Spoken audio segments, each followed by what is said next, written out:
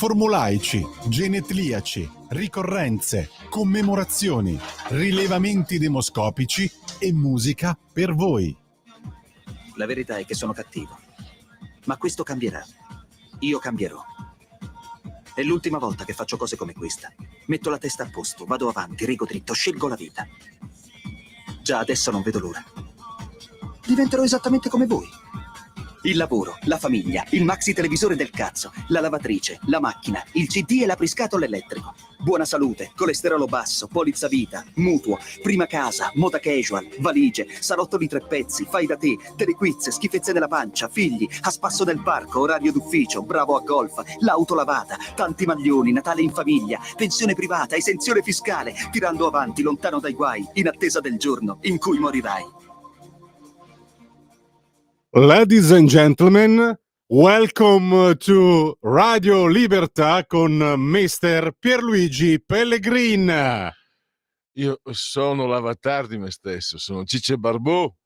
Vince, come buongiorno. Vince è il tuo avatar. Il mio avatar, sì, ma il mio avatar... Guarda che era ieri il compleanno del genetriaco di Quentin Tarantino. Grandissimo Quentin Tarantino che ho conosciuto. Attenzione! No, non lo sapevo. Ma stai scherzando? No, ero un attimino. No, è la prima volta che lo sento dire. No, non dire cavolate perché lo sai benissimo. Tutti i collegamenti da Venezia che abbiamo fatto. No, stavo discutendo, Pelle, stavo ragionando, no?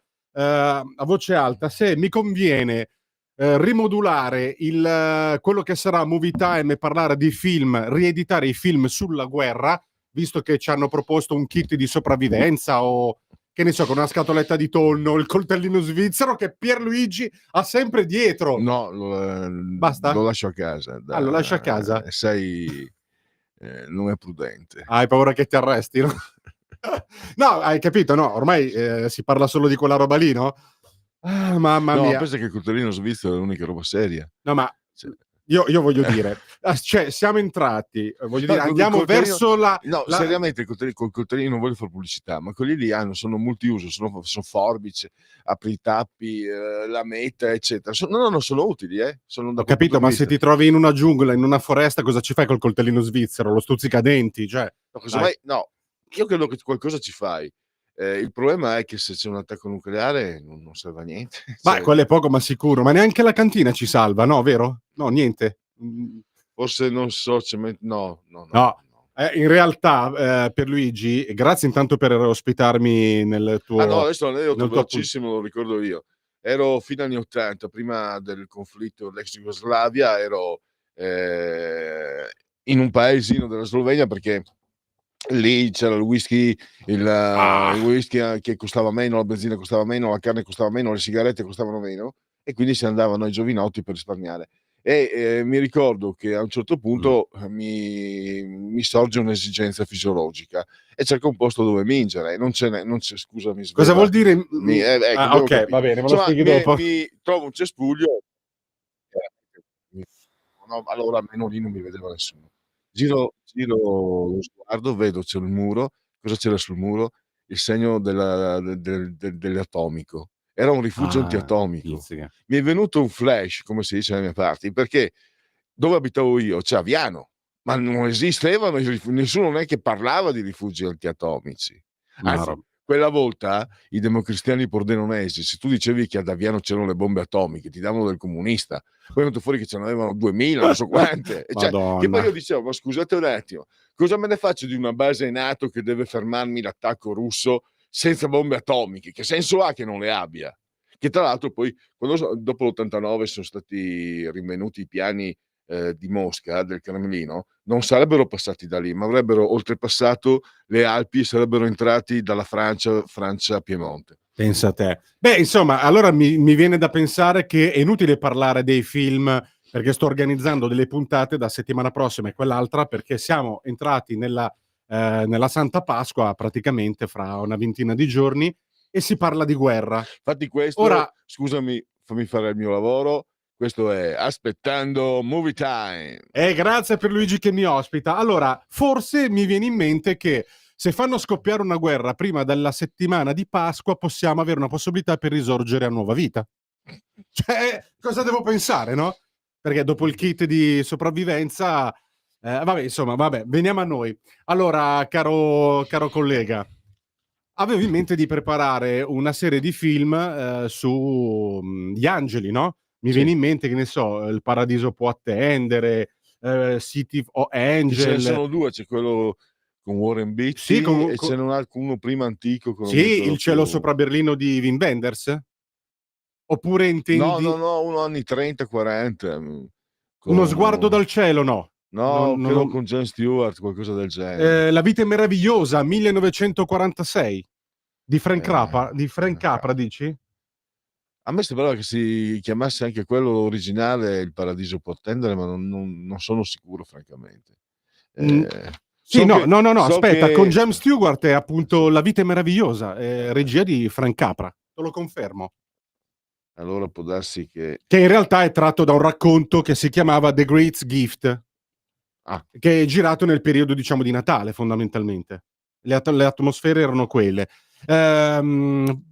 Quindi volevo riproporre questa speciale puntata parlando degli angeli, proprio passando anche da Al di là dei sogni, con un grandissimo Robin Williams, che un po' riprende quel tipo di film, alcuni passi della Divina Commedia, per poi arrivare alla Settimana Santa riproponendo i film più belli su Gesù, e quindi non passando assolutamente dalla Passione di Cristo di Mel Gibson, che tra le altre cose, oltre che essere in aramaico, oltre che essere stato illuminato nel vero senso della parola, il protagonista Jim Caviezel, che ha recitato in aramaico per tutto il film, a Hollywood non gli hanno dato neanche un riconoscimento, anzi l'hanno fatto fuori dallo Star System di Hollywood, perché attraverso quel film lui ha attaccato praticamente la comunità ebraica, ecco, definendoli assassini di Gesù, che poi non era in realtà così. In ogni caso, Jim Caviezel ricorda e lo testimonia che lui è stato illuminato in quel film, cioè sentiva la voce di Dio, e vorrei vedere, ti sei calato nei panni per interpretare Gesù, e tant'è che poi lui va in giro proprio a raccontare, a predicare la parola di Gesù. Quindi Mel Gibson, che lo troveremo, non so se a fine 2025 o inizio 2026, con la seconda parte di The Passion, che dà il titolo Risurrezione, cioè ci racconterà la storia della risurrezione nei 3 giorni dopo, cosa è accaduto appunto in quelle località. Io invece passiamo dai 10 comandamenti di Cécile DeMille, no? Che è francese, mi Sì. spiegavi? No, americano. È americano, però il cognome è francese, vabbè. No? No. Credo sia... lo dico con molta O italiano, cautela. No, DeMille. Demille, Cécile Demille. Credo sia addirittura, lo dico con molta circospezione, non vorrei essere frainteso, ebreo-americano. Vabbè, come il mio insegnante di acting Richard Gordon, che da lassù mi vede sempre, mi dice: "Uè, guarda che devi fare le cose fatte bene". Grazie. Grande Richard. Poi parleremo di Ben-Hur, grandissimo Charlton Heston, il re dei re, Nicholas Ray, in questo, diciamo, colossal. Nicholas Ray ha creato dei capolavori nel cinema, un regista di grandissimi film innovativi come Gioventù bruciata, Scusami, Johnny Guitar. sono andato a vedere, di origine olandese, Addirittura? Demille. No, perché in quel film, nei 10 comandamenti, Cécile DeMille introduceva, se qualcuno è all'ascolto, se si ricorda, quando uscì quel film nelle sale, veniva proiettato un 15 minuti di introduzione al film che lo spettatore andava a vedere, proprio da Cécile DeMille, che lo spiegava. Poi gli esercenti, È uno dei creatori dell'Oscar, tra l'altro, anche. pensa, Questo, questo non lo so. questa la sapevo, ma me ne ero dimenticata. Questo non lo sapevo neanche io. Poi vabbè, c'è anche in questa speciale classifica il Vangelo di Matteo, di Nina, Pierpaolo inquadra, fa vedere Vincent che è un bell'uomo, non sta a farmi vedere No, me. ma non c'è problema. Non sta a farmi vedere me che faccio mi vedranno paura. poi pomeriggio. Cioè, tu, la puntata è tua, No, questa qua, perché Sveva, siccome poverina, adesso spesso 2 ore e mezzo, no, 2 ore a guardare il sottoscritto, poverina. Una giovinetta meriterebbe ben altri sembianti. Oddio, non è che quel giro, Vincent, giusto, non è che ci siano grandi bellezze in giro, di la verità, però io chiedo scusa, ma se avessi fatto questo lavoro, ci fossimo incrociati 30 anni fa, avresti avuto comunque un soggetto meno sgradevole, anzi, forse anche abbastanza gradevole. Hai visto le foto, no? Ecco.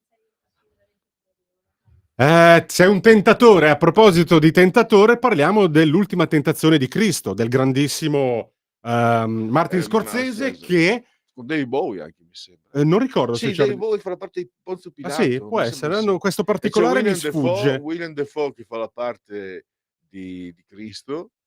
William Dafoe, sì, meraviglioso. Tra le altre cose era anche un po' anticonformista come tipo di film, no? Tra le altre cose, lui è molto legato alla spiritualità, a Gesù, Martin Scorsese, tant'è che uscirà un nuovo film diretto dal grandissimo regista italo-americano, tratto da un libro che si intitola Una vita di Gesù.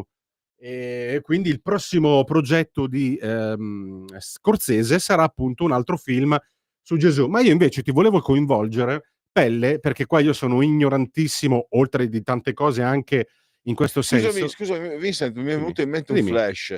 Non l'hai ancora fatta la puntata? No, la devo fare. Posso permettermi? Probabilmente, sicuramente l'hai messa in mezzo, ma nel caso, siccome è un musical un po' strano, a me non piacciono i musical, ma quello lì... Gesù Christ Superstar. Esatto. C'è dentro, ma certo, Pelle, ma allora, siccome per questioni di tempo io devo correre, intanto io ho figurati se non c'è. in vinile colonna sonora che è molto bello. Certo, perché io in questa speciale puntata che farò poi, che ci porterà appunto ai film di Gesù, dove ci sono film drammatici, film musical, come appunto Jesus Christ Superstar, faremo ascoltare anche una canzone tratta dal musical di Broadway, che è stato addirittura nominato per l'Oscar per la miglior musica, insomma. Invece io volevo a parte che c'è anche un altro film che pochi conoscono dal titolo Maria Maddalena. Ti dico soltanto, racconta la vita di Gesù attraverso lo sguardo di Maria Maddalena, interpretata da Romney Mara, con l'interprete che fa Gesù è ancora lui, il grandissimo Joaquin Phoenix, in una performance strepitosa. Invece, Pelle, volevo chiedere a te qualche dritta, perché parlando sempre del discorso di Gesù, c'è anche una serie TV famosissima nella storia della nostra cultura, Le avventure di Don Camillo, che sono datate 1952 perché tu mi insegni che sono tratte da sì, dei romanzi di Giovannino Guareschi. Esatto. E in queste sue avventure uno che diceva non muoio neanche se mi amassi. Esatto, ecco, e lui in questo chiamiamola, si può dire serie TV, no? Una delle prime serie TV. Erano i film, Dopo credo abbiano fatto un filone infinito, no? Sì, su Don Peppino. Film. Era un film che faceva, poi c'è stata, non so se ci sia stata addirittura una riduzione televisiva, poi a Rete 4, quando Berlusconi scende in campo, comincia a sparare a raffica Peppone Don Camillo in chiave anticomunista. Ecco, e lì diciamo uno dei protagonisti chiamiamoli dei film su Le avventure di Don Camillo è Gesù, perché lui poi va a parlare la voce, sì, c'è Gesù, il crocifisso, c'è Gesù nel crocifisso nella chiesa che gli parla e gli dà i consigli. E l'avrete già sentita questa consigli, non si dà consigli, io non so, però se vi capitasse, molti l'avranno fatto, leggete anche i romanzi di Guareschi, sono bellissimi, cioè secondo me leggere i romanzi e vedere i film quadri il cerchio. È perfetto. E quindi chiudevamo proprio con Le avventure di Don Camillo. Ecco, ho voluto inserire anche questa cosa qua. Onestamente non ho visto qualcuno di film, però mi piaceva inserirlo proprio per il discorso Gino culturale. Cervi, che era un boss, era un massone, era il capo della massoneria bolognese. Ecco, e invece la voce di Gesù in croce che parlava con Don Camillo era di Ruggero Ruggeri, che aveva questa voce molto gentile, diciamo così, no? E con questo è tutto. Allora io ringrazio Vincent Vega, aspettando Movie Time. Intanto vado a rivedermi il video della von der Leyen per capire cosa devo mettere oltre la scatoletta di tonno nel kit di salvataggio. Grazie Vincent. Grazie a voi, buona trasmissione. Grazie. Allora, 2 minuti per i genetrici, abbiamo saltato i convenevoli formulaici. Questa è Radio Libertà, che giorno è? Che terminerà tra 2 minuti, perché poi passeremo con Oltre la pagina. Allora abbiamo Teresa Davila, i genetriaci, Teresa Sanchez de Cespeda. Allora, vieni morte di nascosto, che il piacere di morire non mi dia nuova vita. Dirk Bogarde, un grande attore. Poi Amelia Rosselli, poetessa, cara vita che mi sei andata perduta. Con te avrei fatto faville se solo tu non fossi andata perduta. Ilaria Occhini, attrice. Ho sempre pensato il teatro, diversamente dal cinema, si nutre di una forza interiore, primitiva, elementare, di una chiarezza esistenziale che il cinema non ha. Infatti dopo avremo, tra 2 minuti, no, 6 minuti, avremo in prima fila con Patrizia Gallini, parliamo di teatro. Adalberto Bortolotti, direttore Felsino del Guerin Sportivo, oggi compie 89 anni, auguri a lui, è stato un bravissimo direttore. Dan West, non è cattivo, è sbagliato, ha detto 3 nomination, 2 Oscar. Claudio Lolli, ancora un Felsino, un cantautore. In casa nostra, Attilio Fontana, anche grande amico di Radio Padania e anche di Radio Libertà, quindi augurissimi a lui. Odoacre Chierico, giocatore che ha militato sia nella Roma di Sveva che nell'Inter, credo di Bersellini all'epoca. E poi Vincent Vaughan, attore, mi ricordo True Detective, piuttosto convincente, e Angelina Germanotta, di origini palermitane, Lady Gaga. 13:30. Allora, oggi vi aspetta, vi faccio un brevissimo riassunto. In prima fila con Patrizia Gallini, poi parleremo degli autovelox in qui Parlamento, lo faremo con Andrea Dara. Ieri c'è stato anche una polemica, ho visto una trasmissione di Rete 4. E poi Mauro Biagini ritorna con la sua Delia, la magliaia che indaga a Porta Venezia, e si parlerà anche della belva di via San Gregorio. Perfetto, 13:31, dai, quasi dentro, ci sono stato. Avete ascoltato Che giorno è? Scegliete la vita. Scegliete un lavoro. Scegliete una carriera. Scegliete la famiglia. Scegliete un maxi televisore del cazzo. Scegliete lavatrici, macchine, lettori CD e apriscatole elettrici.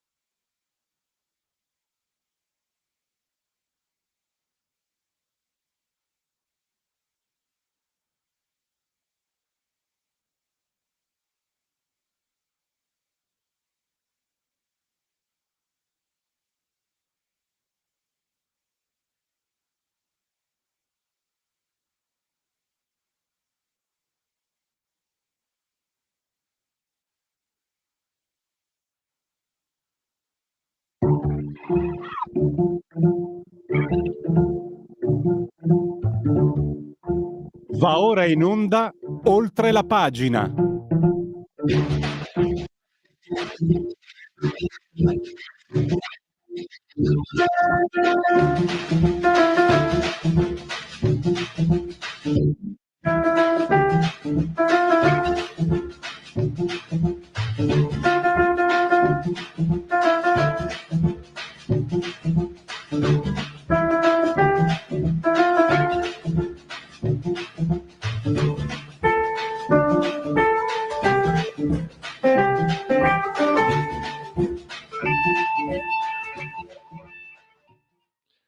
Allora, benvenuti in Oltre la pagina.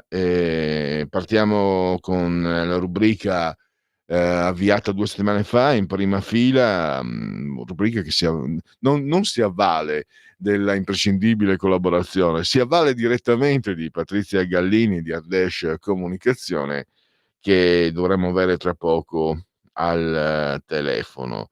Parleremo di 2 teatri storici, il San Babila e il Martinet, e parleremo di 2 opere. C'è un'opera che fa parte della tradizione, della storia del teatro, La locandiera di Goldoni, che lo stesso Goldoni stimava e apprezzava come opera unica.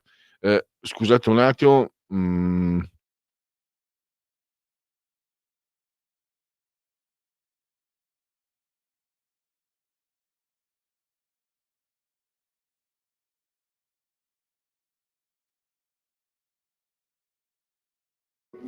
Da oggi la tua radio è ascoltabile anche con la televisione in digitale. Sul telecomando della televisione digitale o del tuo ricevitore digitale puoi scegliere se vedere la TV o ascoltare la radio. Risintonizza i canali radio e troverai anche Radio Libertà, canale 252. la tua radio.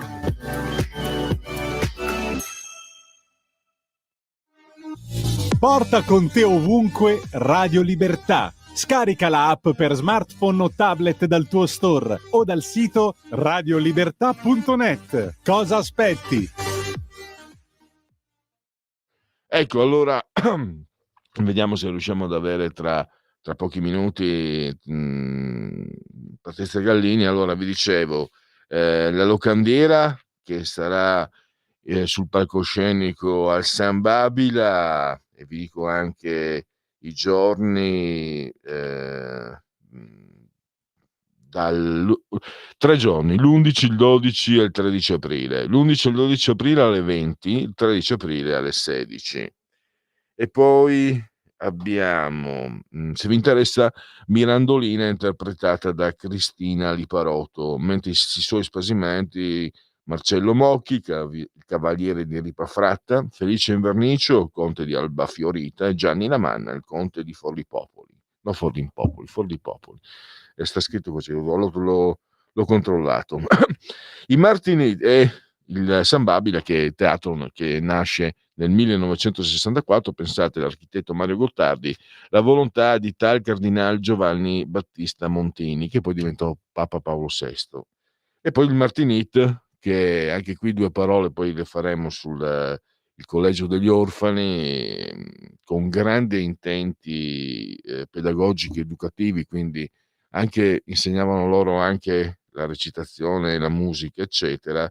E poi nel 1932 venne inaugurato il teatro, poi per alcuni anni smise e poi riprese, e andrà in scena dal 10 al 20 aprile. Calcoli, l'arte dell'inganno di Gianni Clementi, regia di Blas Roccarei, con Blas Roccarei, Pietro Bontempo, Andrea Lolli e Monica Rogledi. È una storia che può intrigare a chi segue la politica, perché si parla di un politico, della sua amante che è una soubrette televisiva. Insomma, sembra di leggere Dagospia, quindi uno spettacolo molto molto attuale, molto sui tempi. Allora, Patrizia Gallini, l'abbiamo al telefono. Bentornata Esatto. Patrizia, grazie per essere qui con noi. Certo, ho visto che hai già anticipato un po' di cose, comunque ho scelto 2 teatri completamente diversi, perché il San Babila è in pieno centro, mentre il Martinite è molto periferico, diciamo che è vicino all'aeroporto. Iniziamo magari col Teatro San Babila, che è in Corso Venezia 2A, proprio centrale. È stato costruito nel 64 su progetto dell'architetto Mario Gottardi, esattamente, per volontà del cardinale Montini, e viene gestito dal 2014 dalla società Fama Fantasma e diventa così un centro di produzione e ospitalità teatrale. Vuol dire che anche delle compagnie che non sanno, che vogliono far vedere la loro pièce, possono andare al San Babila.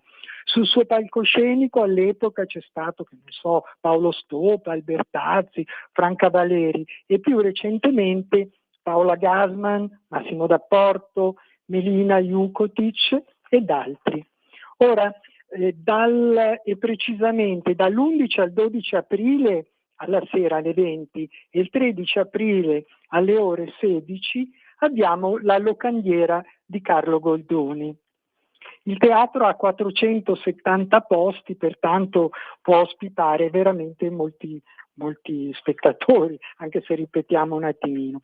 La Locandiera di Goldoni ha come interpreti Marcello Mocchi, che fa il Cavaliere, Gianni, è meglio diciamo il nome un po' di tutti, che è giusto che sia così, Gianni Lamanna, Felice Invernici, poi abbiamo Mirandolina che è Cristina Liparotto, Giulia Marchese, Chiara Serangeli, Lorenzo Alfieri e Leonardo Moroni, per la regia di Marco Vaccari. Mi sembra che tu abbia una breve intervista, vuoi farla sentire adesso?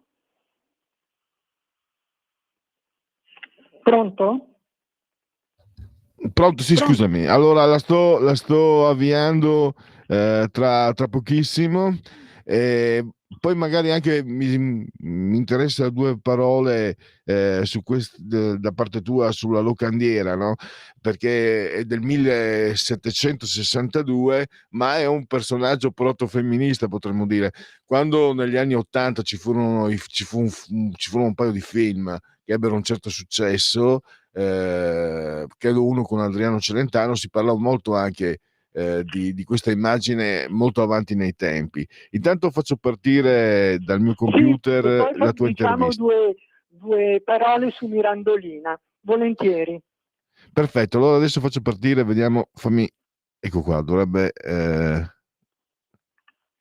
Babila, e parliamo con Marco Vaccari. Salve, buongiorno a tutti. Niente, mi presento, sono direttore artistico del Teatro San Babila di Milano e nonché regista dello spettacolo che spero verrete a vedere, La Locandiera di Carlo Goldoni. Ecco, La Locandiera è l'11 e il 12 aprile, esatto, e poi anche il 13, anche il 13 nel pomeriggio. la pomeridiana di domenica. Esatto. Sì. Mi parli un attimino della compagnia teatrale San Babila? Sì, ma siamo un gruppo di attori che non tutti vengono impiegati negli stessi spettacoli, però un gruppo di attori, almeno una dozzina di attori, che appunto io impiego nelle nostre produzioni. Siamo reduci da Uomini e Topi di Steinbeck e alcuni di questi faranno anche parte della Locandiera. Sono attori della piazza milanese tendenzialmente, o appena fuori Milano, e attori tutti ovviamente professionisti di varie età, alcuni più maturi, altri molto giovani. E quanti sono in tutto? Una dozzina in tutto, e nella Locandiera saranno 8 di questi, quindi 3 attrici e 5 attori. Perfetto, la ringrazio e verremo a vederlo. Grazie a voi. Rieccoci, l'inviata di Radio Libertà. Una cosa, che Uomini e Topi di Steinbeck io l'ho visto ed è ancora alcuni giorni si può andarlo a vedere, è veramente bello e i ragazzi sono veramente bravi, bravissimi proprio. Difatti hanno avuto degli applausi che sono durati una standing ovation, come si suol dire. E adesso parliamo di Mirandolina, la proprietaria di questa locanda. la storia la sapete un po' tutti, no? È una locandiera molto corteggiata dagli avventori, tra i quali c'è anche un marchese e un conte. Poi tutto ad un tratto arriva un cavaliere e spariglia un po' le carte, e la locandiera è un po' infastidita dalle considerazioni negative sulle donne che fa costui, per cui prova con la seduzione e riesce a spiazzare l'uomo. Pertanto ci troviamo anche 70 anni fa con le donne che vengono infastidite dalle considerazioni negative. Ecco, era quello che volevi dire, vero? Sì, sì, sì.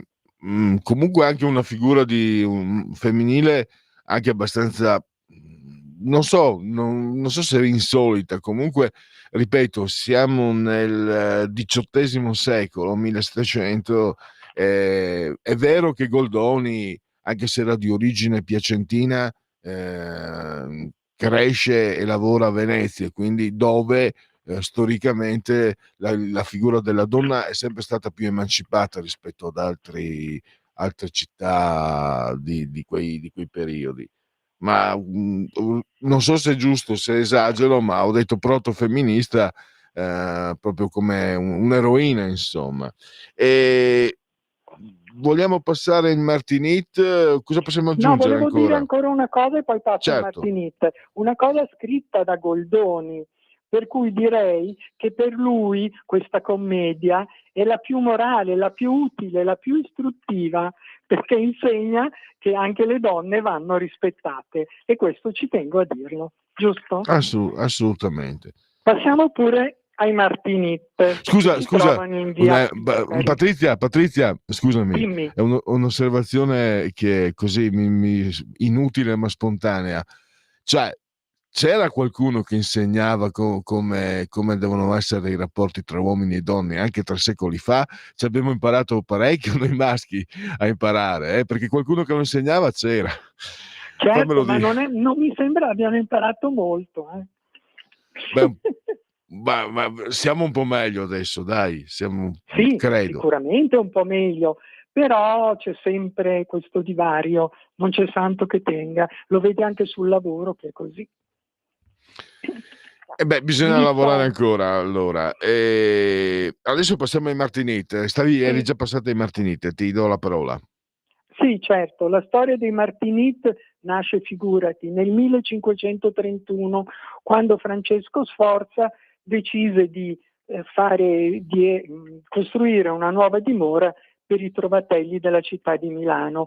Abbiamo tante persone che hanno fatto parte dei Martinit, persino Del Vecchio, e molti poi prendevano i Martinit a lavorare con loro proprio per insegnargli un mestiere. Persino mio padre, che aveva un'azienda di impianti elettrici, ha avuto vari Martinit da lui.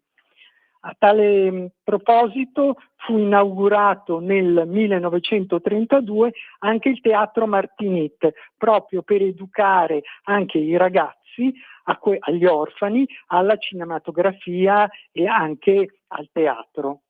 Durante la guerra poi il teatro fu danneggiato e rimase chiuso per 20 anni e proprio fu abbandonato completamente, cadendo in disuso.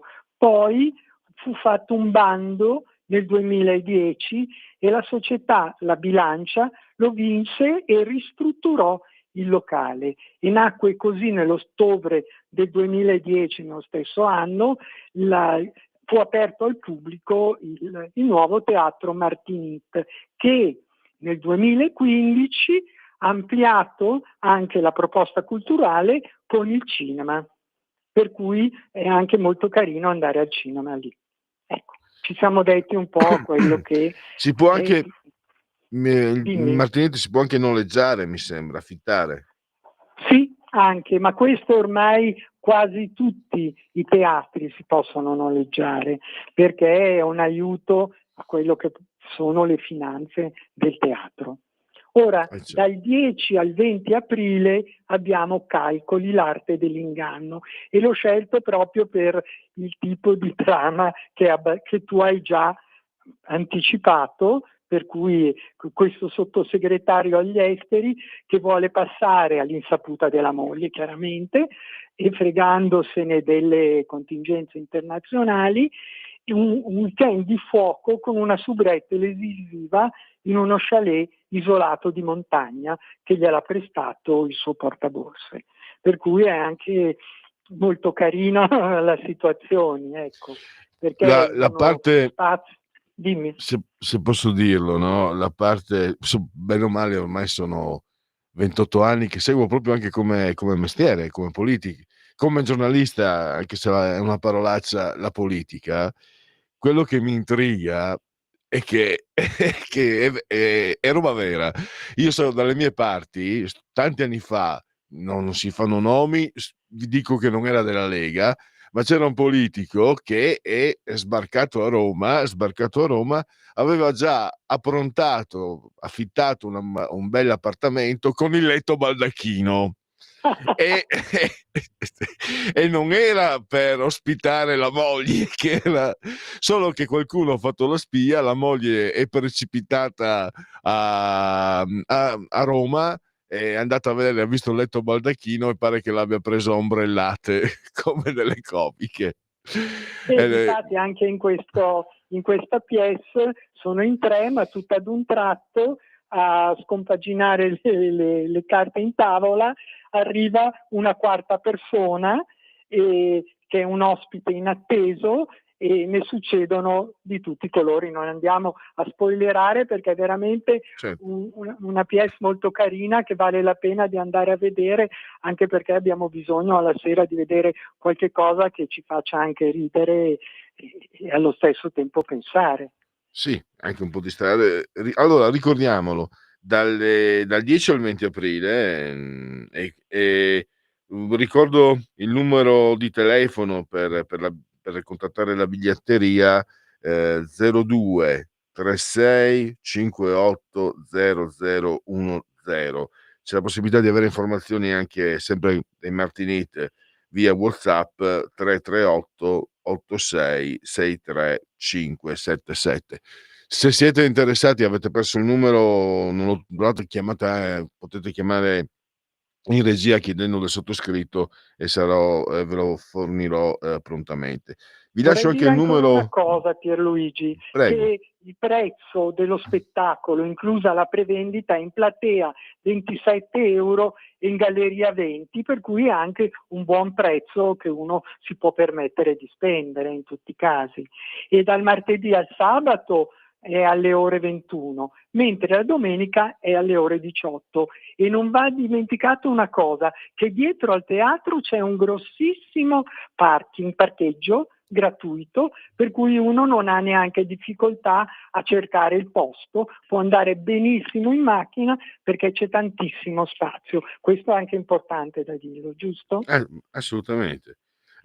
Fammi ricordare anche il numero di telefono del San Babila per contattare la segreteria 02, la biglietteria 02 46 51 37 34. Quindi è lì se volete informazioni ulteriori per quanto riguarda e poi lì arriva molto facilmente la metropolitana, la rossa San Babila, proprio a 2 passi, per cui è anche molto comodo. Giustamente da milanese è importante anche quello, sai, perché delle volte si diventa matti a trovare parcheggio e così via, quando puoi prendere la metropolitana e finisce sempre prima di mezzanotte lo spettacolo, per cui la si può riprendere per tornare a casa.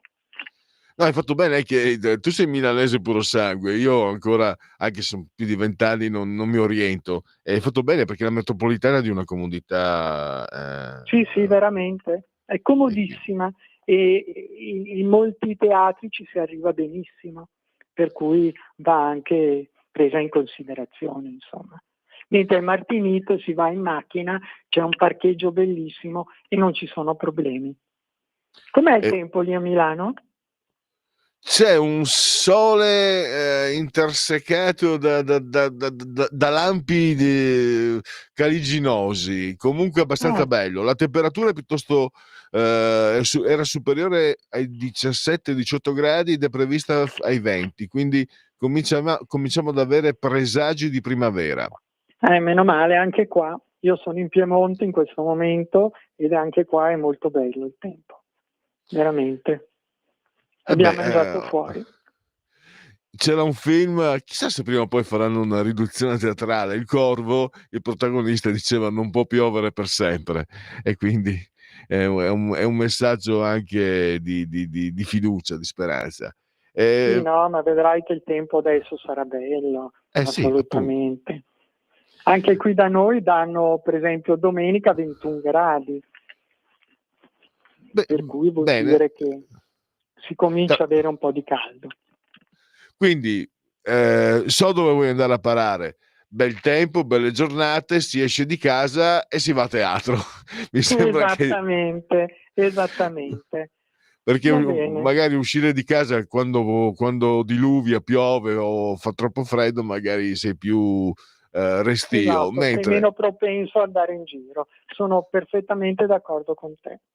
E poi sai cosa ti dico anche? Deve essere, mi piace l'idea alle 9, no? Quando poi tra un po' comincerà a esserci ancora un po' di luce o comunque comincia il primo tramonto, andare al teatro, vedere il teatro con magari c'è la luce del tramonto, eccetera, si sente l'aria primaverile e poi entri e ti immergi nella rappresentazione. Mi piace il meccanismo mentale, è molto bello. Patrizia, io direi che possiamo concludere. Colgo l'occasione come sempre per ringraziarti anche per tutto quello che fai per Parola di Scrittore, e complimenti per l'intervista, davvero da autentica, da inviata di Radio Libertà, molto, molto efficace l'intervista. Complimenti. Però qualcosa di particolare, vediamo un po'. Siamo nelle tue mani, cioè siamo in ottime mani. Grazie. Ciao, grazie. A presto. Ciao. Allora, andiamo a concludere. Adesso scusate perché vediamo un po'. Dunque, allora, per Pierluigi P, chi è che mette Snoopy che ha Snoopy? Mamma mia, Snoopy, quanto li leggi i Peanuts? Ti è mai capitato, Svevo, di leggere i Peanuts? Mamma mia, Snoopy, ma sai che sembra vero? E tra l'altro assomiglia un po' ai miei gattini, ai gattini nuovi che ho. Non so perché, ma lui è un bracchetto. Sì, lunedì l'abbiamo festeggiato. L'hanno festeggiato anche loro, gli ho fatto anche un regalo, un giocattolo. C'è una pallina che si muove da sola, diventano matti. Infatti, dopo aver giocato tutto il giorno, erano sfiniti. Allora, Il paradiso può attendere. Il film è un remake dell'inafferrabile signor Jordan, Here Comes Mr. Jordan, girato nel 1941 da Alexander Hall. In questa prima versione il film, che vedeva come protagonista Robert Montgomery, era ambientato nel mondo del pugilato e non del football.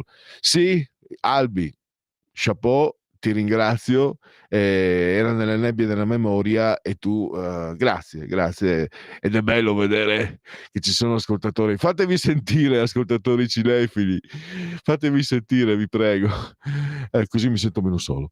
Bello anche Michael con John Travolta, scrive Gian da Brescia. Io non l'ho visto, ma so che abbia un successo e fu considerato una prova convincente.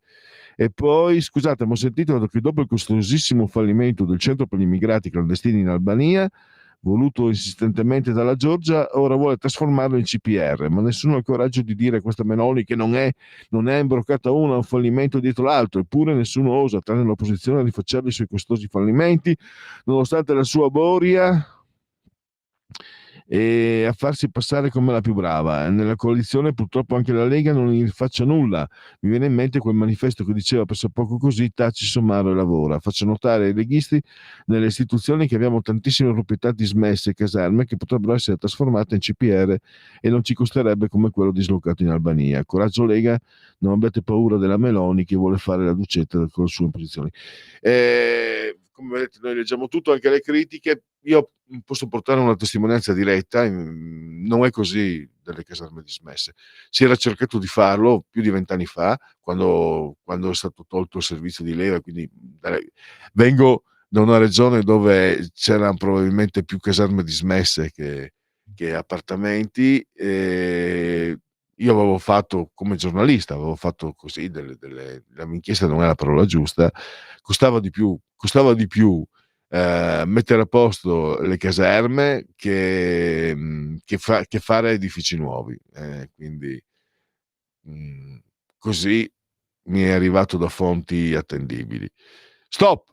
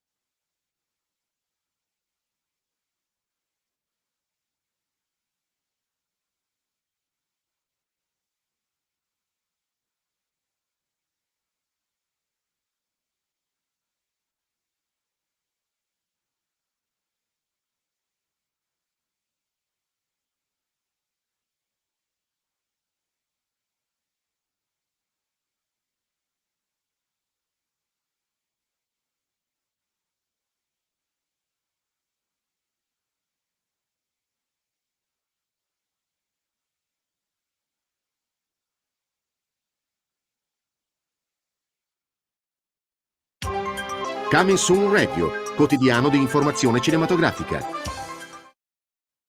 È un comune operaio di un cantiere edile, ma quando la figlia del suo capo viene rapita, dovrà utilizzare tutte le sue abilità da ex marine. Jason Statham torna al cinema il 10 aprile per sconfiggere una pericolosa organizzazione criminale. Dal regista di Suicide Squad e The Beekeeper è Working Man, dal 10 aprile al cinema.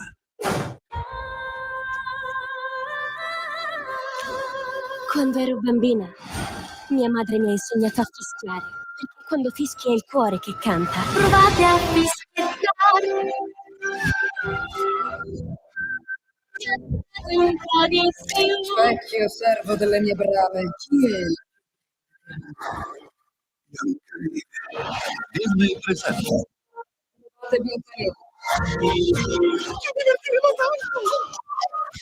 Ho avuto lo A marzo scelta in mano mia e quella la fiaba. si riceve. Da che parte devo andare? Disney Biancaneve, dal 20 marzo solo al cinema. Arriva al cinema il nuovo documentario su Pino Daniele. Uno dei più amati maestri della musica italiana. La vittoria di un popolo e di un sud che si fa valere. Con 31 canzoni originali e un inedito. Pino, diretto da Francesco Lettieri. Evento speciale al cinema, 31 marzo, 1 e 2 aprile. Il premio Oscar Robert De Niro Hai preso una strada molto pericolosa. interpreta il duplice ruolo di Frank Costello e Vito Genovese. Ma perché non l'abbiamo mai prese prima? Diretto da Barry Levinson. Che è successo? Dai creatori di Quei bravi ragazzi, Bugsy e The Irishman. Ho chiuso. Di Alton Heights, i due volti del crimine, dal 20 marzo al cinema. Allora, noi proseguiamo tra poco. Parliamo di un tema molto molto sentito, il tema degli autovelox. C'è stata una interrogazione, un question time, proprio al ministro direttamente interessato Matteo Salvini, e non so se abbiamo Andrea Dara, se è già al telefono. Vediamo Andrea Dara. Allora chiamiamo Andrea Dara e facciamo partire anche la sigla. E ne parleremo con lui, perché Matteo Salvini ha parlato di una ricognizione, perché benissimo l'uso del... Ecco qua, vi dico le parole virgolettato. Autovelox per salvare vite? Assolutamente sì. Autovelox furbi o non omologati? Assolutamente no, perché quelli furbi sono anche un'ulteriore tassa per i lavoratori. Ho visto ieri un dibattito televisivo, si cerca di fare i furbi. No, ma dovete dire se volete gli autovelox, se volete... No, gli autovelox va bene come deterrente e poi va benissimo, ma se deve essere usato per fare cassa, no. Se me lo metti a tradimento, se me lo metti, ti è saltato fuori anche non omologato, per esempio. Cioè, una cosa dello Stato che non è omologata fa ridere neanche nella Repubblica delle Banane. Facciamo partire qui Parlamento e poi parliamo con Andrea Dara. Qui Parlamento. Allora, intanto fatemi dare il bentornato a Andrea Dara della Commissione Trasporti a Montecitorio. Bentornato Andrea. Buongiorno a tutti. Bentornato e grazie naturalmente per essere ai nostri microfoni. Allora, parliamo di questo question time. Tu hai presentato questa interrogazione al ministro proprio sugli autovelox. Allora, come procedono, come procede i lavori del Ministero e della Lega per far sì che gli autovelox abbiano la funzione deterrente che devono avere, di sicurezza, ma non siano vessatori, non siano delle trappole per fare cassa. Prego. Sì, infatti, come sappiamo, gli autovelox sono strumenti proprio utili per limitare gli incidenti nelle zone più sensibili e anche a rischio sulle nostre strade. Tanto è vero che già l'anno scorso il ministro Salvini, con un decreto fatto ad hoc, si è andato a normare un po' il tutto. Ad esempio adesso i prefetti possono autorizzare l'installazione di dispositivi solo nelle reti stradali con alto tasso di incidentalità, quindi con gravi feriti o morti. Devono essere naturalmente segnalati preventivamente e potranno essere utilizzati soprattutto in quelle zone, come possiamo dire, a alto rischio, scuole, ospedali, parchi, eccetera. Quello che si è discusso in settimana invece è un altro decreto che doveva uscire a breve, dopo aver istituito il tavolo tecnico tra Ministero, ANCI e altri ministeri. Doveva uscire questo decreto che è stato stoppato direttamente dal Ministero perché da una recente sentenza di della Corte di Cassazione è saltato fuori che abbiamo in Italia non solo autovelox non omologati e quindi solo approvati, ma li abbiamo anche installati sul territorio non approvati. Quindi purtroppo che cosa è successo negli anni, perché è giusto ricordare anche ai cittadini che i primi autovelox mobili sono arrivati negli anni 80, poi i primi autovelox fissi sono arrivati nel 2000 e dal 2003-2004 c'è stato un boom di autovelox in giro per l'Italia. Tanto per darvi un dato, abbiamo quasi 11.500 in Italia e se dobbiamo fare un paragone con altri stati, la Spagna ne ha 2.250, la Svezia 2.450, il Belgio 3.200, la Francia 3.700. Quindi soltanto mettendo insieme queste 4 nazioni abbiamo quasi i dispositivi installati sul territorio. Quindi adesso cos'è accaduto? C'è una giungla di autovelox sparsi sul territorio. Il ministro cosa vuole fare? Vuole fare una ricognizione per capire quelli che sono stati omologati, quelli che sono stati approvati e quelli che non sono nemmeno approvati. Questo perché? Perché è giusto, dal mio punto di vista, e parlo anche da amministratore locale, utilizzare questi dispositivi nelle zone sensibili per evitare incidenti e morti, ma non è corretto installarli in modo, tra virgolette, abusivo, diciamo, questo termine è un po' forte, ma soprattutto in quelle tratte dove di pericoli non ce ne sono. Se servono solo e esclusivamente a fare cassa, noi come Lega siamo totalmente contrari.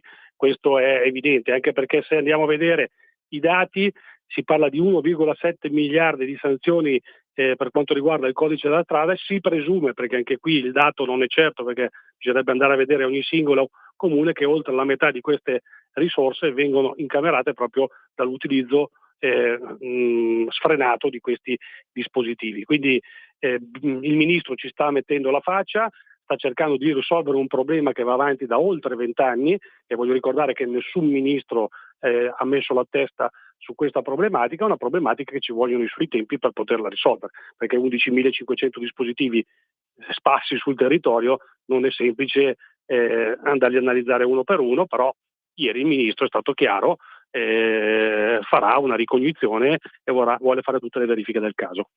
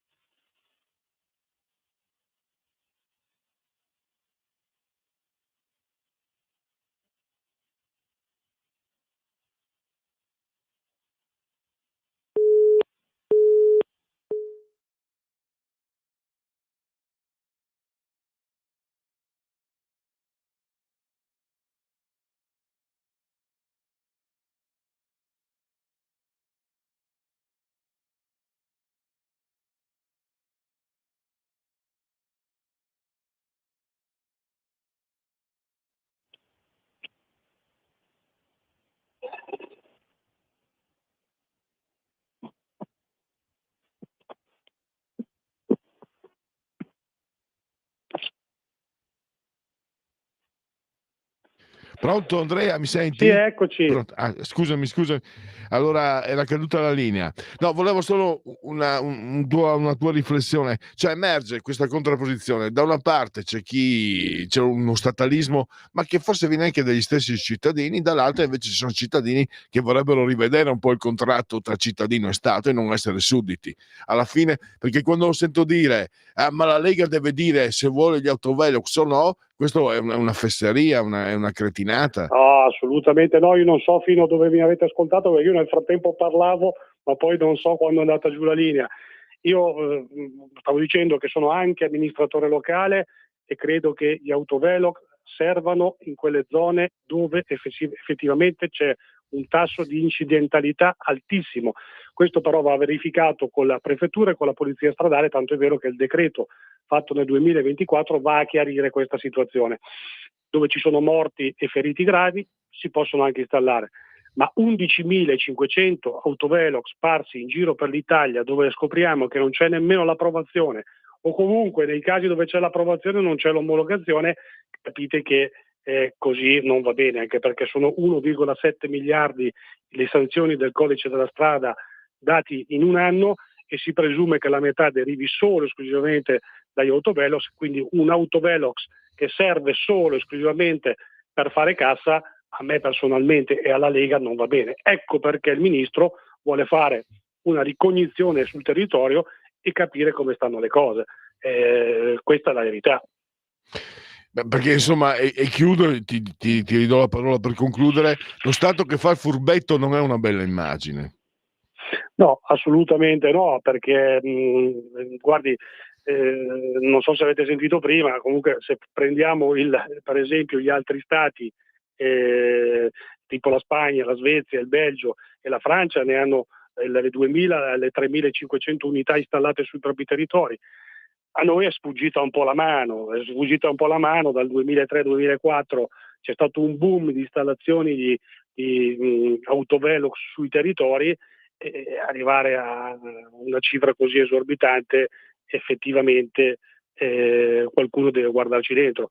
Voglio ricordare che il ministro Salvini è l'unico ministro che in questi 20 anni ci sta mettendo la faccia e ci sta mettendo il naso per risolvere un problema che ormai va avanti da tantissimi anni. Io spero e mi auguro che ci si riesca in tempi brevi, da un lato, ripeto, tutelati assolutamente i cittadini che percorrono le arterie stradali del nostro territorio, ma dall'altro lato non è inimmaginabile di dover far cassa con i portafogli dei nostri concittadini che magari si recano al lavoro e perché su un tratto di strada magari non pericoloso si viene sanzionati per quei 2 o 3 chilometri orari in più. Questo assolutamente no. Assolutamente. Allora, chiudiamo, ringraziamo Andrea Dara della Commissione Trasporti, grazie ancora, risentirci a presto. Grazie a voi, buona giornata e buon weekend. Benissimo, allora andiamo. La sigla, mi sono dimenticato la sigla, sempre che mi dimentico. Qui Parlamento. Quel vecchio inseminite di Cicce Barbù che si dimentica sempre della sigla. Allora, andiamo a vedere se ci sono aggiornamenti. Vediamo. Allora, subito. Intanto anche sul fronte notizie c'è stato questo terremoto in Myanmar, una catastrofe con migliaia di morti. Pensate che a 1000 chilometri di distanza, ho visto stamattina a Bangkok, mi sembra, ecco, c'è anche scritto qui, lo potete vedere, è impressionante, un grattacielo di 30 piani che come effetto di questo terremoto forse 1000 chilometri sono troppi, ma sicuramente 100, polverizzato. Impressionante, quindi non ci sono parole. Per Papa Francesco situazione stazionaria, lievi miglioramenti nella parola. Al Circeo la più antica necropoli preistorica del Lazio. Endometriosi, 60% delle ragazze che sta male per il ciclo ha già la malattia ma non lo sa. A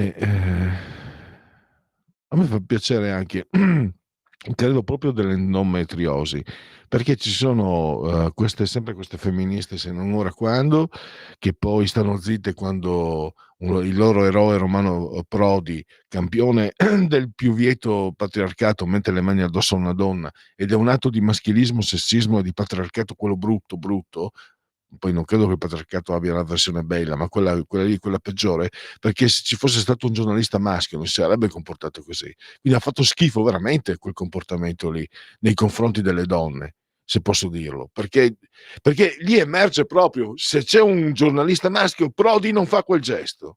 Ed è stato orribile, ieri Del Debbio li ha sfanculati, i cani da guardia del mainstream, parola che non mi piace perché mi è abusata, che hanno addirittura applaudito Prodi, hanno applaudito un uomo che ha picchiato una donna, praticamente gli ha messo le mani addosso, e non solo una donna, una giornalista che sta facendo il suo lavoro, non ha messo le mani addosso a una contestatrice, ma una giornalista che gli stava facendo con un tono anche, se volete, magari accalorato, ma dovete anche dovete tener conto che uomini pubblici come Prodi sono circondati da persone, forse anche guardie del corpo, eccetera, quindi devi corrergli dietro, devi alzare la voce per farti sentire, no?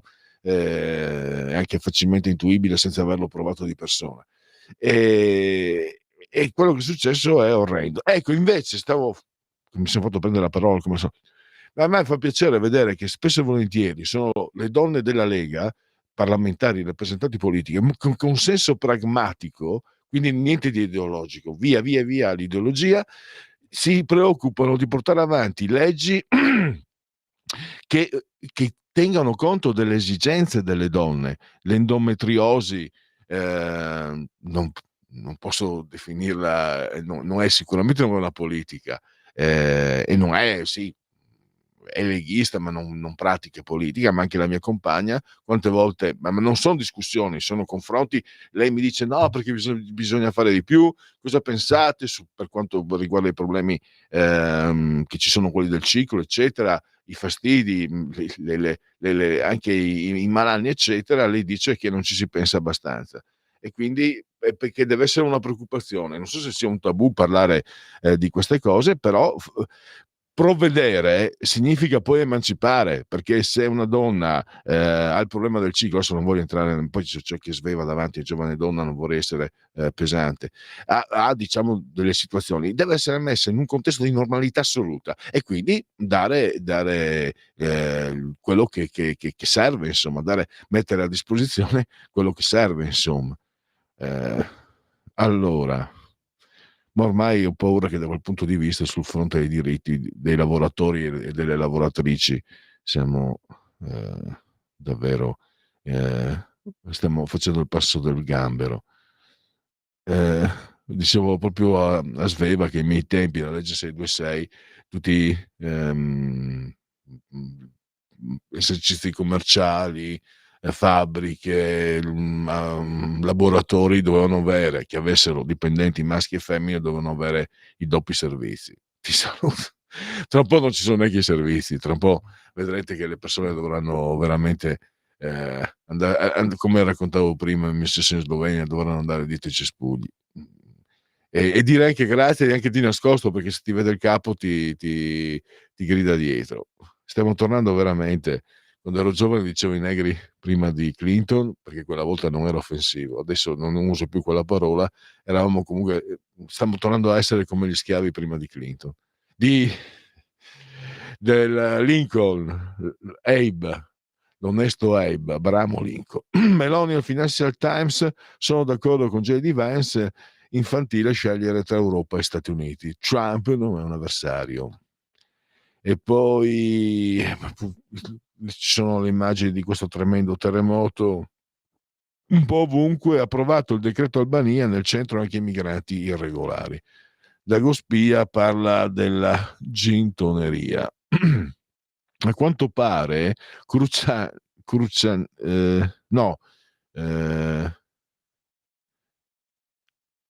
Cruciani? No, la Cerenza aveva il posto riservato davanti a Radio 24 quando andava a farsi intervistare da Cruciani. Intendevo nella gestione dei CPR, ci costerebbe molto meno in Italia che in Albania, in quanto le strutture ex INPS, INAIL che cadono a pezzi bisognerà pur mettere mano a recuperarli o demolirli. Recuperarli è più costoso che demolirli, quindi però devo dire che un piano edilizio non ho mai sentito parlare da parte di nessun governo, né di destra ma neanche di sinistra, di provvedimenti di quel genere lì.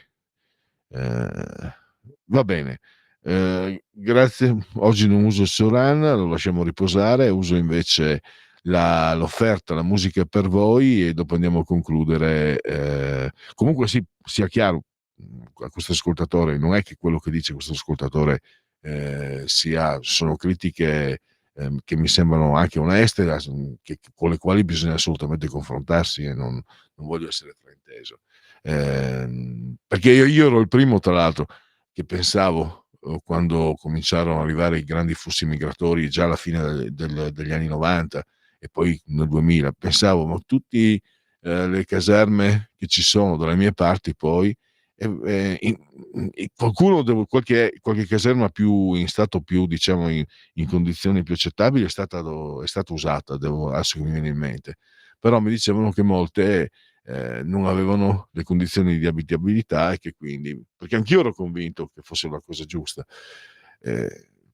mi sto perdendo perché c'è un pensiero fisso, solita Italia, come mi ha dato l'occasione al destro questo ascoltatore, solita Italia, hai un capitale immobiliare enorme e lo lasci lì che muoia, perché puoi demolire, puoi farne case popolari, vedere poco i costi.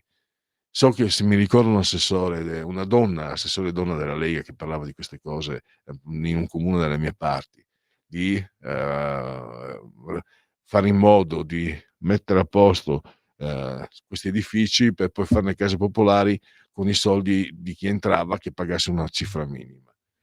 Ma in Italia non si può. Allora, proposta musicale, e poi scusa Sveva, e poi andiamo a chiudere. Mi sono fatto prendere dalle mie stesse chiacchiere. Dannazione.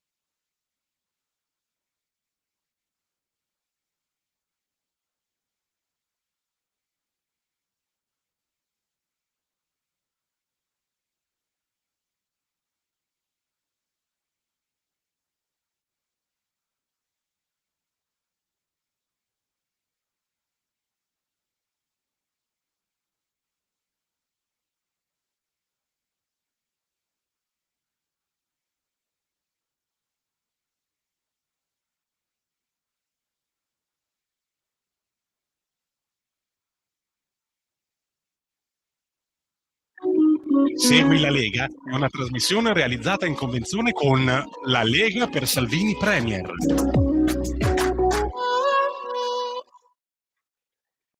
Legaonline.it, sito legaonline.it, c'è da firmare per sostenere le forze dell'ordine e anche i provvedimenti inseriti nel DDL sicurezza da parte della Lega, iscriversi alla Lega, 10 euro, e poi le feste, siamo a fine settimana, il calendario delle feste, il 2 per 1000, scrivete D43 nella vostra dichiarazione dei redditi, non vi costa nulla, ma così dite allo Stato dove spendere quei soldi. Questo è una redazione della Lega dove siamo veramente lieti di indicare il movimento di Matteo Salvini per il vostro 2 per 1000. Chiudiamo con le apparizioni radio televisive di loro, gli eroi della Lega e i suoi politici. Radio Cusano Campus, Alberto Bagnai, 17:30 oggi pomeriggio, responsabile economico Lega.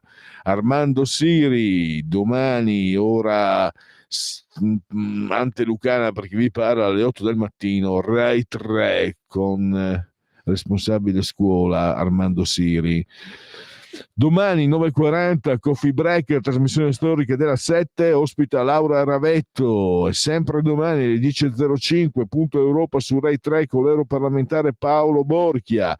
Passiamo addirittura al mese di aprile con Massimo Bitonci, la rubrica 17 alle 17:15 su Sky TG24, la rubrica Economia. Stop tra qualche minuto con parola di scrittore.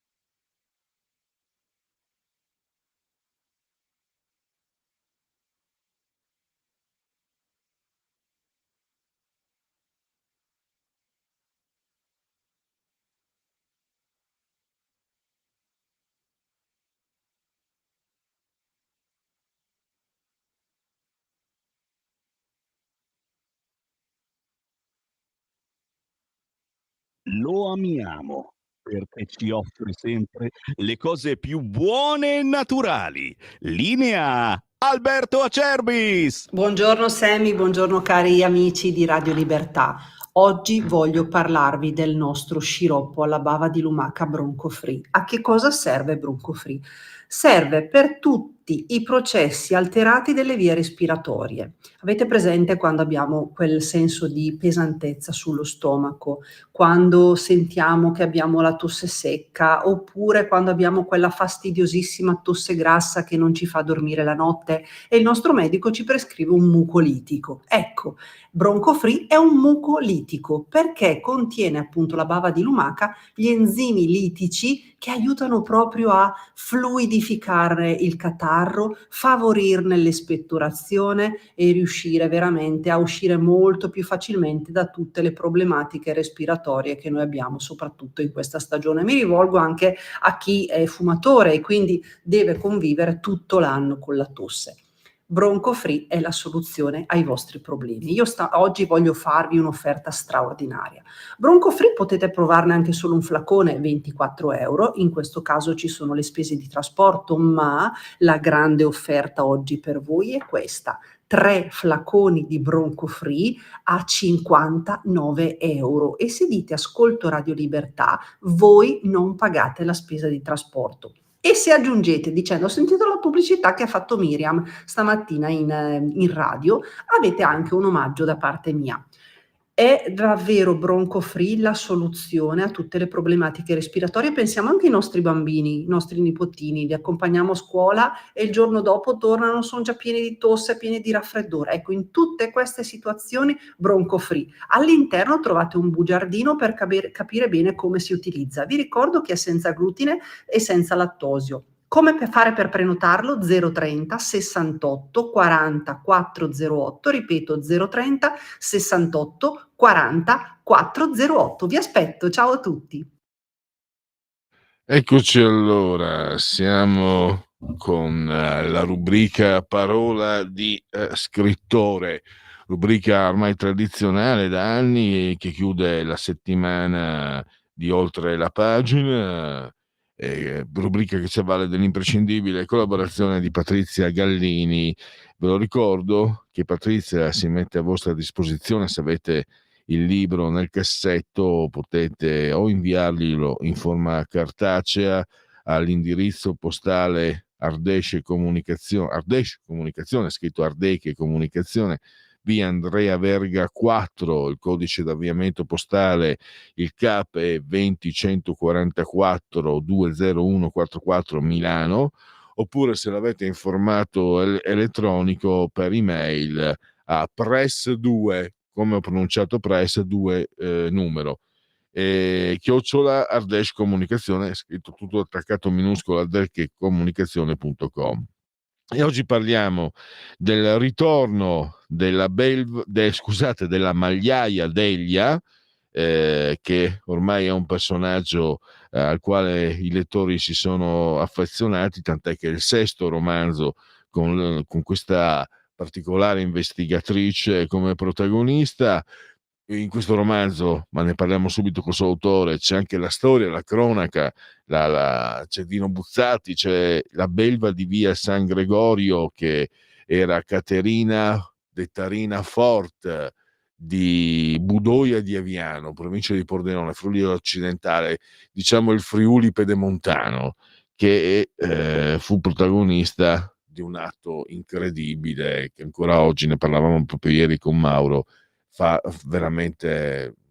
ancora grandissimo scalpore, nonostante si sia già abituati, insomma, da cronache sempre più sanguinose e sanguinarie. Mauro Biagini è l'autore del romanzo La belva di via San Gregorio, la nuova indagine della magliaia Delia. Fratelli Frilli editore, collana Supermar Bros, 16 euro, 224 pagine. Bentornato Mauro, grazie per essere qui con noi. Ciao, buongiorno Pierluigi e buongiorno a tutti gli ascoltatori. Ciao. Sì, allora,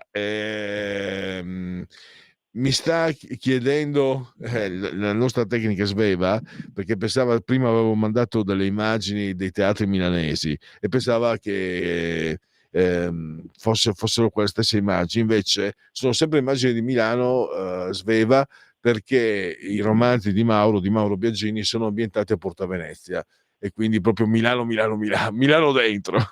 E anche questa caratteristica, ti do la parola per parlarcene, questa scelta,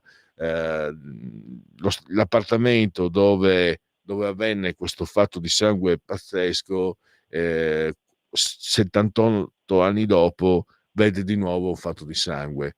A te la parola.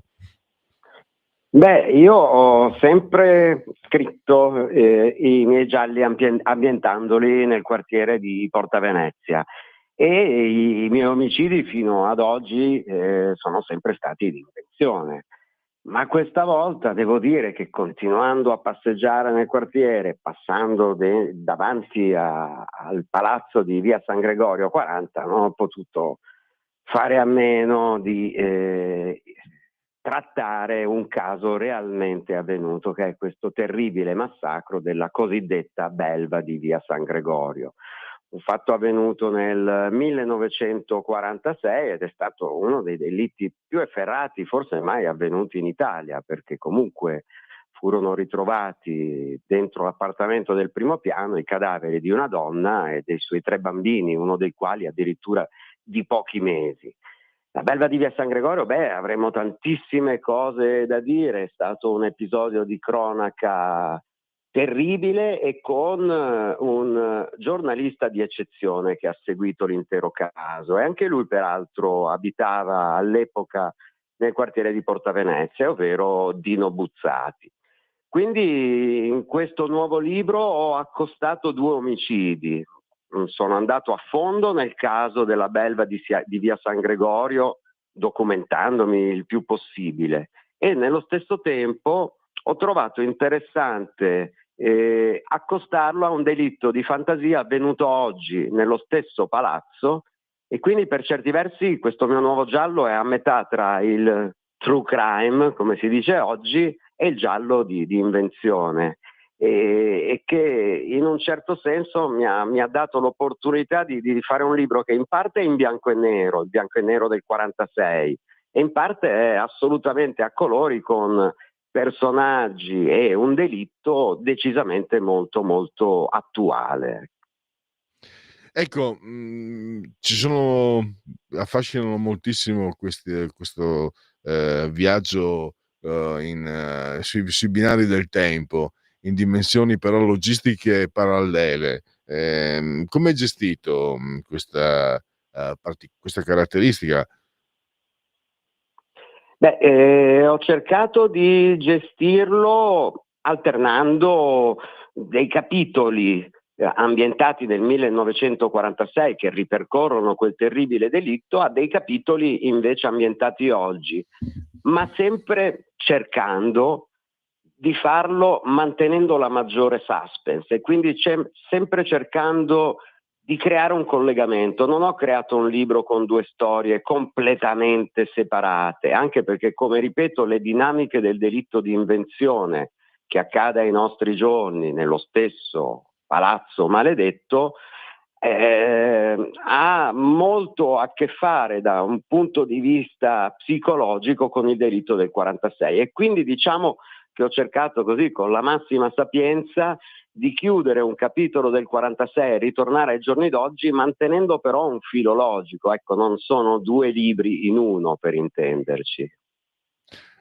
E mi interessa anche la Magliaia investigatrice, no? Questa figura che arriva al 6° appuntamento, quindi è molto molto. Che rapporto hai anche con i lettori, che ormai sicuramente non sicuramente, c'è la prova dei fatti, se sei arrivato al 6° romanzo con la Magliaia Delia, vuol dire che veramente molti ascoltatori e molti lettori si sono affezionati. Tu hai come regoli i rapporti con i lettori, con gli ammiratori di Delia?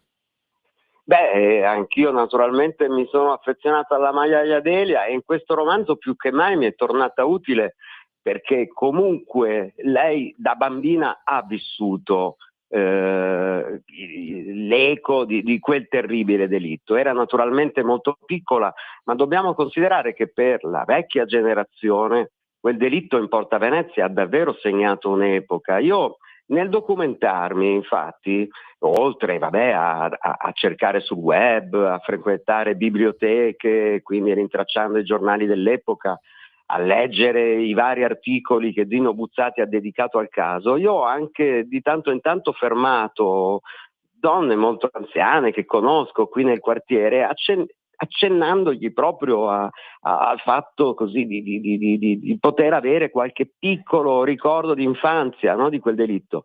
E confesso che quel delitto è stato così atroce che io ricordo ancora quando ho fermato una signora molto anziana del quartiere, le ho chiesto di Rina Fort, lei ha sbarrato gli occhi come se stessi parlando del diavolo, e quindi ho avuto proprio la conferma che quel massacro avvenuto, ricordiamoci, a colpi di bastone su appunto una donna e 3 poveri bambini, ha realmente in qualche modo inorridito all'epoca l'intero quartiere, ed è forse per questo, almeno così credo, che è stato a suo modo un po' rimosso, perché comunque di questo caso poi non se ne è parlato più di tanto, e quindi, tornando alla Maiaia Delia, naturalmente, avendo a che fare con un delitto oggi che ricorda le dinamiche di quel terribile delitto del 46, la Maiaia Delia è stata per me anche funzionale nell'esprimere tutto l'orrore che all'epoca l'opinione pubblica e la gente poi qui di Porta Venezia ha vissuto dopo quell'eccidio.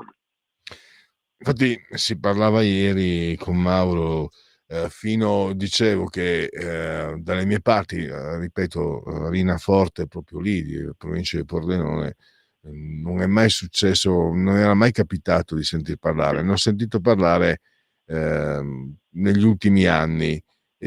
Citavo anche con Mauro un bellissimo articolo di Carlo Nordio sul Gazzettino un po' di anni fa, e si parlava con Mauro, si diceva che probabilmente un gesto così incredibile suscitava sentimenti di rimozione, oltre che ovviamente di repulsione. Probabilmente si comincia a parlarne perché le serie televisive, i romanzi stessi, diciamo questo tipo di crimine è diventato più familiare agli spettatori e ai lettori, direi dal Silenzio degli Innocenti in avanti, no? Le persone hanno gestito il fascino dell'orrore, del crimine più efferato. E tu hai scoperto anche, Mauro, una figura di una donna, di un mostro, ma anche di una donna emancipata a suo modo. Sì, decisamente, perché ricorderei, magari forse non lo abbiamo specificato per chi non conoscesse il caso, che questo massacro sarebbe avvenuto per mano della sola Rina Fort, che era l'amante del marito della vittima e quindi padre dei 3 bambini. E sicuramente, perché dico sarebbe, uso il condizionale, perché in verità la mia intenzione non è certo stato quello di riaprire il caso. Ci sono molti lati oscuri, anche andando a rivedere le carte del processo, per esempio ne accenno soltanto a un fatto. Sulla scena del delitto, inequivocabilmente, già i quotidiani lo dissero il mattino dopo, furono ritrovati 3 bicchierini di liquore. 3 bicchierini significa che una persona, appunto, un bicchierino era riservato all'ospite, e quindi a Rina Fort, un bicchierino poteva essere riservato alla padrona di casa, ma il terzo a chi poteva essere riservato? Ora non voglio fare l'inquirente da 4 soldi, ma sicuramente ricordiamoci che eravamo nel 1946 e quindi le indagini sono state svolte comunque con una certa noncuranza. Il mattino stesso del ritrovamento dei corpi, l'appartamento era pieno di giornalisti, di fotografi, c'era appunto Dino Buzzati stesso, quindi prove inquinate. E Rina Fort quindi fu additata come l'unica colpevole, poi alla fine fu giudicata responsabile unica di questo delitto, ma è nello stesso tempo una figura che al di là dell'orrore di quanto possa aver fatto da sola o con un eventuale complice, chi lo sa, una donna con una modernità incredibile, visto che parliamo del 1946. Ricordiamoci che lei è arrivata a Milano da sola, dal Friuli, e dopo, tra l'altro, una vita costellata di disgrazie. Il primo marito è morto, cioè il primo fidanzato è morto di tisi, il marito è stato internato in un manicomio dopo la prima notte di nozze. Arrivata a Milano si è comunque fatta strada, grazie anche sicuramente a una sua intelligenza negli affari, perché poi entrando in questo negozio del commerciante di stoffe Giuseppe Ricciardi, pare che lei stessa sia riuscita a risollevarne le sorti economiche. E quindi anche poi una certa libertà di costumi sicuramente la rende una protagonista. In quegli anni molto molto particolare, era a suo modo una donna molto molto emancipata, e questo mi ha facilitato il compito nel paragonarla a dei personaggi di oggi, sempre donne umiliate, tradite, come è stato nel suo caso, visto che Giuseppe Ricciardi non le aveva mai confessato di essere sposato e con 3 bambini. E sicuramente nulla la assolve dalle sue colpe, ma si può provare una sorta di pietà umana e anche un notevole interesse sociologico per una figura che nel 1946, per quanto riguarda le donne, era sicuramente molto molto avanti nel tempo. In questo romanzo un influencer è una scelta non casuale. Assolutamente non casuale, perché Giuseppe Ricciardi, che appunto era l'amante di Rina Forto, quantomeno l'aveva illusa, no? di portarla addirittura all'altare, per poi invece essere raggiunto dalla moglie dalla Sicilia con i suoi 3 bambini, era sicuramente, a giudicare da tutto ciò che ho letto, un narcisista, un egocentrico, un padre padrone, insomma, anche decisamente molto un Don Giovanni da 4 soldi. E quindi far morire ai giorni nostri, con il mio omicidio di invenzione, un influencer particolarmente narcisista, particolarmente frivolo, mi ha in qualche modo aiutato a creare un'analogia tra le 2 figure maschili caratterizzate da questo egocentrismo patologico e da questo loro, diciamo, comportamento non certo corretto nei confronti delle donne. E poi c'è anche questa figura che intriga, anche lì secondo me hai lavorato sulla scelta del nome, Zelda, questa anziana amica della Magliaia, che è anche la memoria storica del massacro di via San Gregorio. Sì, Zelda è un'altra signora anziana, residente peraltro nel palazzo di via San Gregorio al 40, che è comunque a suo modo coinvolta da questo nuovo omicidio che avviene appunto nell'appartamento accanto al suo, proprio perché le rievoca tutti i fantasmi del passato. Gli anziani in questo libro sono importanti perché sono persone che hanno vissuto le emozioni orribili di quel massacro quando erano bambini, e quindi posso immaginare l'orrore che abbiano provato e che sicuramente può anche averli accompagnati nel corso della loro esistenza, perché sapere che insomma nell'appartamento accanto al tuo sono state uccise una donna, peraltro aggiungo molto probabilmente incinta, quindi le vittime sarebbero addirittura 5, non 4, sono insomma cose orribili. Ecco, quindi quegli anziani, ripeto, che io ho cercato di avvicinare, ma che non hanno assolutamente mai accettato di parlare di quanto loro ricordassero di quell'evento. E allora siamo alle conclusioni. Mauro, puoi darci qualche anticipazione? C'è il settimo romanzo con Dalia, c'è un libro nel cassetto? Ma diciamo che anche solo passeggiando per il quartiere io ho stimoli continui e quindi ci sarà, mi auguro, un 7° libro. Un'anticipazione che posso dare è che per certi versi la realtà mi interessa sempre di più. Io ho sempre messo molta realtà nei miei romanzi, nonostante abbia creato degli omicidi di fantasia, ma piano piano mi rendo conto che andare a fondo anche in episodi realmente avvenuti mi permette di continuare ad essere un giallista, diciamo, che vuole anche intrattenere, no, il lettore con del suspense e con delle storie poliziesche, però mi permette anche di entrare ancora più a fondo nell'anima vera del mio quartiere di Porta Venezia.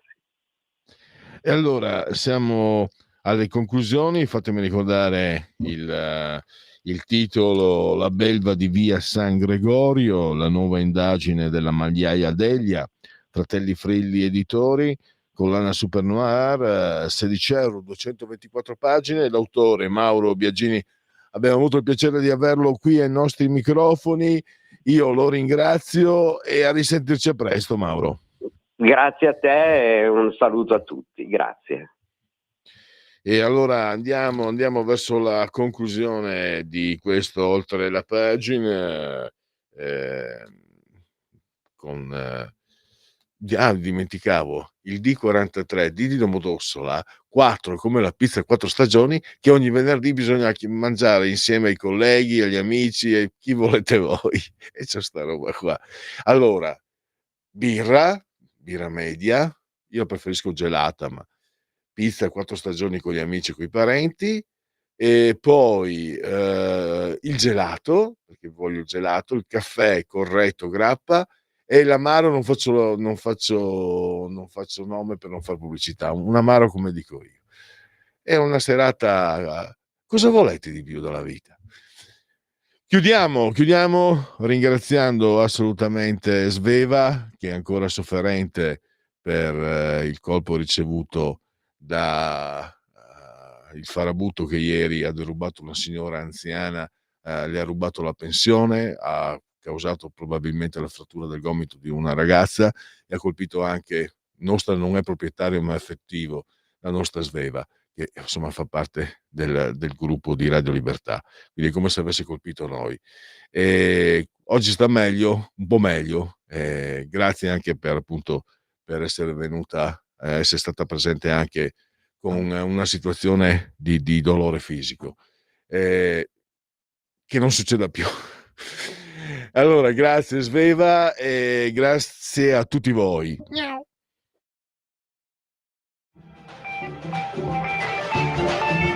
Avete ascoltato Oltre la pagina.